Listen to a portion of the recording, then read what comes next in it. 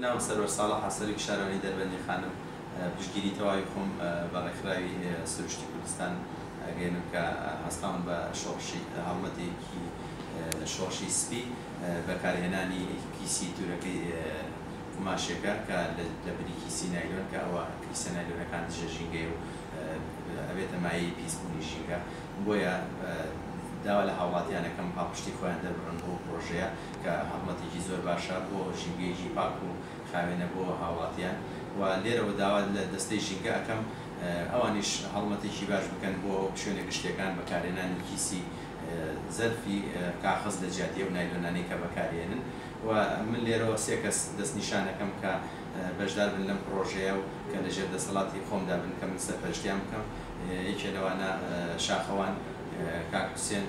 خێزانەکەی خۆشم هاوسەرەکەم ئەبین کە ئەمانە ئەبنە پاڵپشتێک بۆ ئەوەی پرۆژەکە سەر بگرێ و بنەمای ئەوەی ژینگەیەکی پاک بۆ هاوڵاتیان دابین بکەن.